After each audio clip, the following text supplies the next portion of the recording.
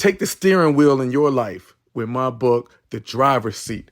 Climb out of life's back seat and step into your God-given purpose. This isn't just a book, it's a wake-up call to action.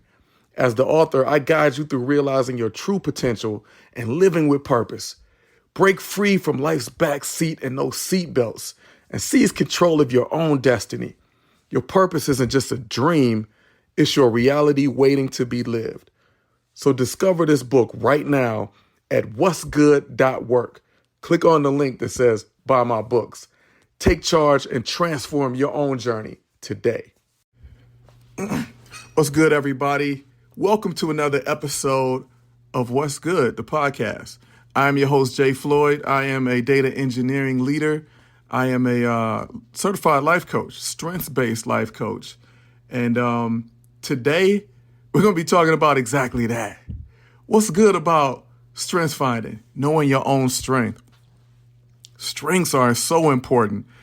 And it's so vital that for success, whether it's in your career, whether it's at home, as a man, as a woman, as a leader of a family, as the leader of an organization, in any role that it is you want to play, it's so important that you take the reins in identifying your strengths.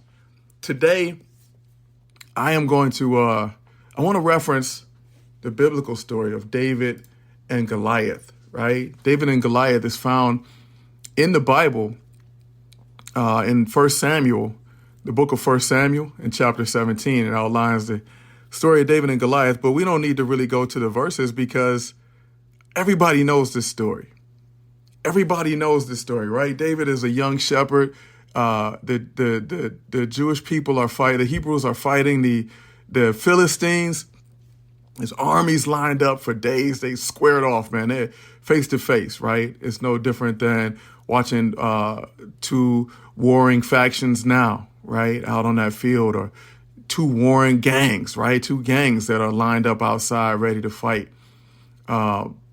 The Philistines, they bring the top dog, they bring Goliath. First of all, it's just that name itself. It's like, yeesh, Goliath. Goliath was supposed to be, man, I don't have the stats on my man. I do not have the tail of the tape, but I believe my man was like 8-9 feet tall, right? Like, I don't know. He was huge. So basically they brought LeBron James out there, right? Or like the Big Show, right? Andre the Giant is out there. And they're like, yo, taunting Israelites, like, yo, y'all don't want no parts of this. Y'all do not want these problems, right? And, they didn't. The Israelites were a little shook, but one of them wasn't, man, and it was David. We all know him later on as a powerful king who fought wars, and, he did some dirt too. But at this point in time, he was still young. He was not the king. Saul was the king. David was just a shepherd. He watched over some sheep.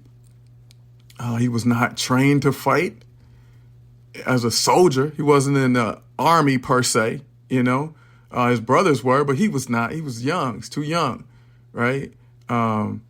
So basically, David steps up and he says, I'll fight this guy, right? Like, we all know how this turns out, right? This little guy versus the big guy. The little guy doesn't come out with a sword and armor, but he comes out with a slingshot and 5 smooth stones and shoots them, strikes the big dude in the forehead with the stone, causes the giant to fall, and then David uses Goliath's own sword to defeat him. Whew. Powerful story. So powerful indeed that here we are thousands of years later and we're still telling this story, right? Like, it's always used as the big guy versus the little guy, right? If you are, pardon me, y'all. It's always used as, the big guy versus the little guy. If you're, a regular person and you sue a gigantic corporation, they call it a David versus Goliath battle. But it's not what we're going to talk about today because, in my opinion, this really has nothing to do with size in that way. It's really not about one guy being little, one guy being big. It's really about one guy knowing what his strengths were. He knew exactly what his strengths were, right? Goliath could have known, he knew his strengths too, but he was not looking at strengths and how they can be applied, or he would have known what was about to happen, right? He would have known. So let's take a look at a couple of things. I want to analyze how David, he knew his lack of conventional warrior traits, right? Like he didn't have size, he didn't have big muscles, he didn't know how to swing a sword, he wasn't trained to fight. But guess what? None of that mattered because he did have strategic thinking and faith in himself and his creator. He had faith in his inner strength, right? So strategic thinking. He said, I have faith in God because I fought out when I was a shepherd out there protecting the sheep. When a lion came up or a bear came up, I would chase that bear down and get my sheep back, grab the animal by their hair and kill him, strike him and kill him, and take back my sheep. So if I can get through that, I know I can get through this. So I want to say this. David used not only, he had a faith in God, but his faith in God didn't bring miracles to him. It didn't make him work any kind of magic. His faith in God was because he knew his past experiences were going to give him what he needed. It's going to equip him with unique strengths to overcome this battle, right? So I want to make that analogy to us right now. I want to let you know, anybody listening to this, your past experiences have equipped you with unique strengths. And as long as you know what those strengths are and you think strategically, you can utilize those strengths and be creative to get past any struggle that's ahead of you, right? Goliath brought strengths too. He had advantages, right? So I want you to understand that as you're going through life, whether it's a family challenge, whether it's a career challenge, everybody around you has strengths and advantages. They just may not be utilizing them strategically. But everybody is capable and everybody has been through their own unique experiences. We have a combination of things that we're born with that we just naturally have. All right. Goliath was born 20 whatever feet tall, right? He had the size, he had the strength. But we also have things that come through life, right? Like he had been battle tested. He was probably forced into the Philistine military because he was large, right? As a kid, he was probably forced into battle, probably seen so many terrible things that no kid should have to see, turned him into this vicious killing machine. So he had some unique experiences too that had equipped him with unique strengths. But guess what? He wasn't leveraging them strategically, right? He came into the battle thinking, I'm going to win this one the same way I win all of them. But let's think about how David actually defeated Goliath. He used a slingshot. You know, the king Saul offered him a sword and armor. But guess what? He was already thinking strategically. He knew if you give me a sword and armor, if this is what I'm going to choose to use, I am going to lose because I am not uniquely gifted in that way enough to win this battle. But guess what I am uniquely gifted enough in? Distance fighting, right? I'm thinking strategically. I understand if I take away Goliath's advantage, if I don't get close to him, if I don't let him get his hands on me, his advantage is gone. But mine is not because I know how to use this slingshot, right? He used a strategy over physicality. We can't always brute force everything. You cannot win every battle in front of you the same way you've won everything else.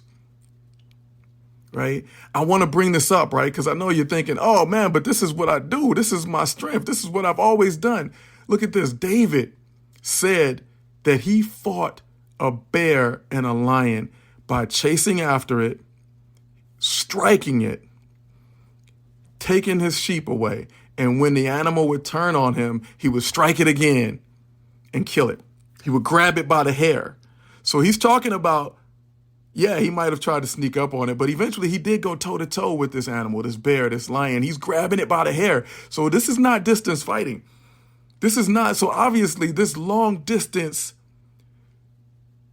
this smooth stone bearing, slingshot wielding strategy is not what he had usually used.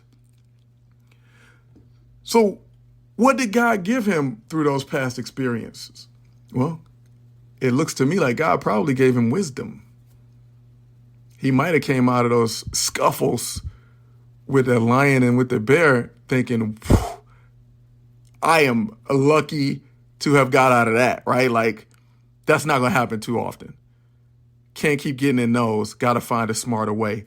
So sometimes you can learn more advantages. You can learn to use your advantages through not using them the first time, right? He made a mistake. He approached it in a different way and it happened to work out for him, but he was smart enough to know not going to keep working. So he knew, okay, my strength is war strategy. I'm not a warrior. I haven't been indoctrinated by an army. Nobody has taught me traditional military tactics. I am a shepherd and I know how to handle whatever is at hand creatively. And I've been dealt some situations in the past where I've had to try some things. And now I am going to apply my strength today. So I want to encourage all of you to utilize your unique strengths. What have you been through? Did you lose somebody in life? Did you have a unique upbringing? Maybe you didn't have a traditional educational background. Maybe you had some struggles. Maybe you've been through some things. Maybe you've had a struggle with alcoholism. Maybe you've had a struggle with sex addiction or gambling addiction. Maybe some rough things have happened to you with a divorce or some setbacks emotionally. And as you make it through that, and it didn't kill you, and it didn't break you down, and you gain wisdom, so the next time, whether it's in your career or in your family or whatever it is in front of you, when you look up and you see this obstacle, this adversary, this large stone of adversity standing in front of you, you can say to yourself, that ain't nothing but Goliath. Hey, thank you for joining me, y'all, right here on What's Good. I hope that y'all keep utilizing your unique strengths and take proactive steps to identify what it is you do extremely well, what has life equipped you with uniquely, and leverage that. Whether it's being an accountant, being an engineer, being a computer programmer, being an entrepreneur, utilize what you've been through. Utilize the gifts that it gave you. Utilize the unique lessons that it taught you. Self-awareness is key to personal growth and success. Keep joining me again as we unpack these type of lessons and we apply them to our lives, ensuring that we're ready to face our Goliaths with confidence and wisdom. I love y'all and keep rocking. That's What's Good. Ready to revolutionize your content creation? Discover Deep Brain AI, the cutting-edge solution in AI video synthesis. Create lifelike AI videos with ease, ideal for presentations, educational content, or just boosting your digital marketing. Your AI avatar waits to deliver messages with natural expressions and natural voices. It'll be just like hearing and seeing you and me. Experience the future of communication with Deep Brain AI. Discover more right now at what'sgood.work and click on our link that says visit our sponsor.